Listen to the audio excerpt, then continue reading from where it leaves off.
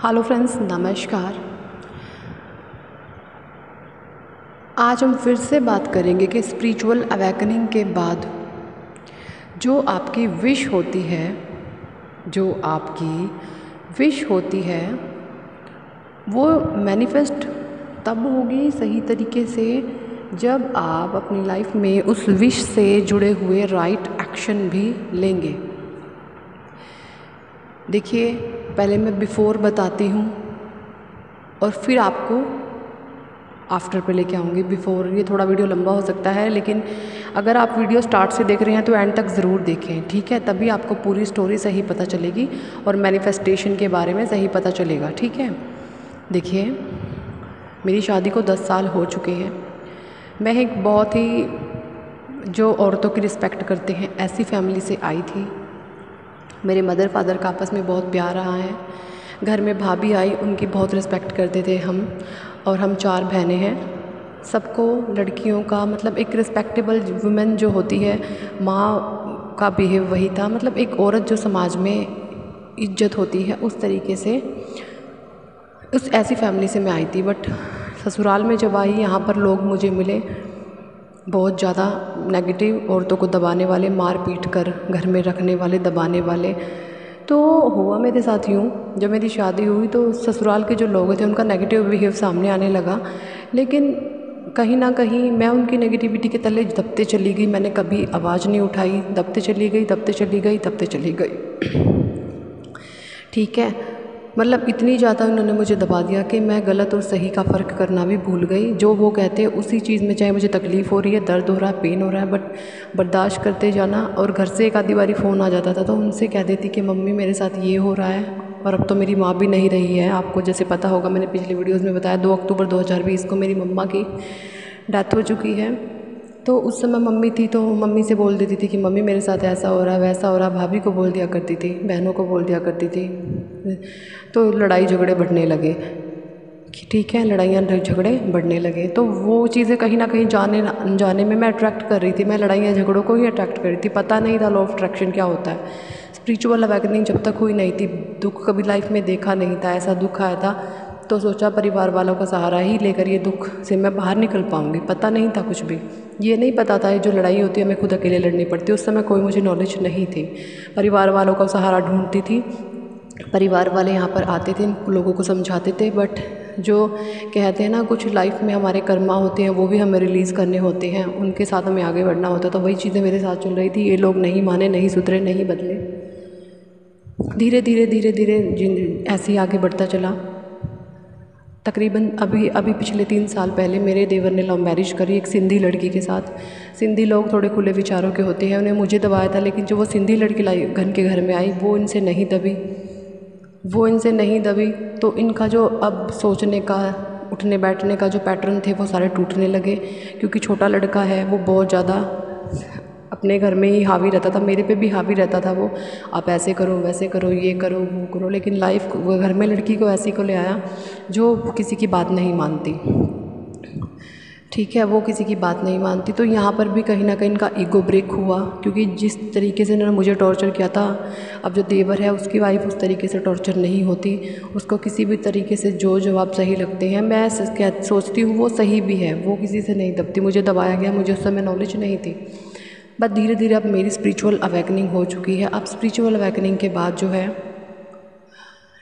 अब जब मैं चीज़ें मेरे साथ 10 साल से होती आ रही हैं, तो इन लोगों को लगता है कि अब ये ऐसे ही बर्दाश्त ही करती जाएगी लाइफ टाइम तक।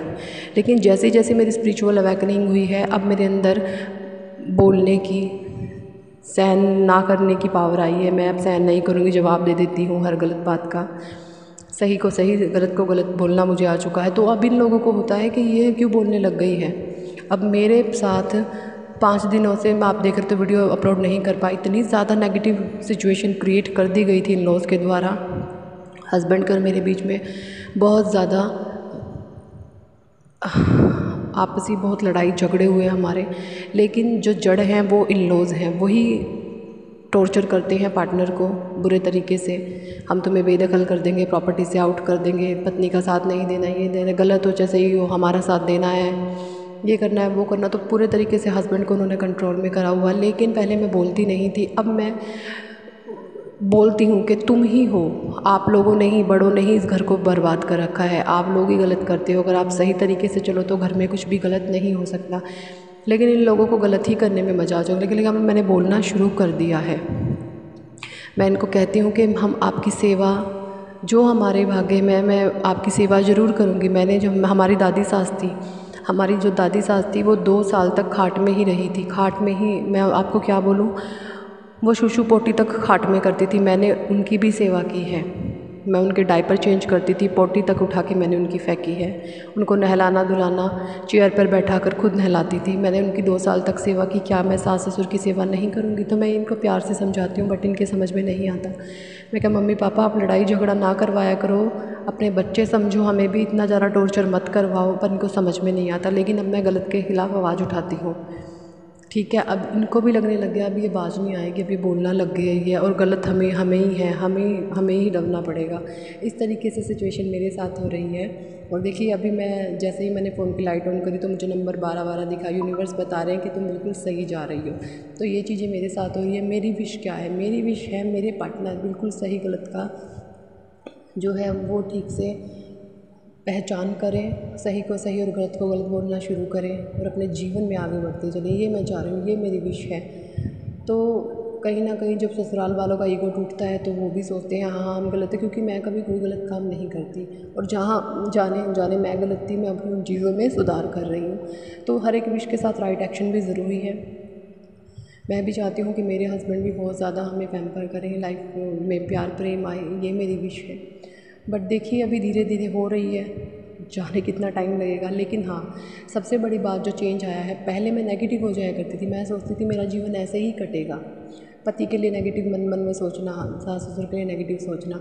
अब चीज़ें चेंज हैं, अब मैं हमेशा माइंड से पॉजिटिव रहती हूँ, खुश रहती हूँ, हैप्पी रहती हूँ। हाँ 4 दिन तक नेगेटिविटी बहुत ज़्यादा, चाहे उदास भी रही, कभी खुश हो जाती, कभी उदास जाने करती, कभी रो लिया करती थी।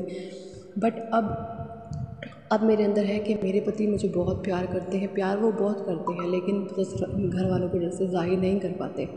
ठीक है, तो अब पॉजिटिविटी मेरे अंदर आई है। हस्बैंड के लिए पॉजिटिव थॉट्स क्रिएट करती हूँ, एफर्मेशन देती हूँ, लॉ ऑफ अट्रैक्शन करती हूँ, इन लॉज से मन ही मन माफ़ी मांगती हूँ, क्योंकि इनके साथ मेरा कुछ ना लेन देन है, तभी ये मेरे साथ ऐसा कर रहे हैं। मन ही मन, मैं वही कह रही हूँ ना, मुंह से मैं बोल देती हूँ लेकिन मन से कभी इनको गलत नहीं बोलती। मन ही मन में इनसे माफ़ी मांगती हूँ कि हे पवित्र आत्मा मुझे क्षमा करें, मैंने आपके साथ कुछ ना कुछ गलत ज़रूर करा है, तभी आज आप मेरे जीवन में इस तरीके की प्रॉब्लम लगा लीजिए, कुछ भी क्रिएट कर रहे हो, प्लीज़ मुझे क्षमा करें, प्लीज़ मुझे क्षमा करें।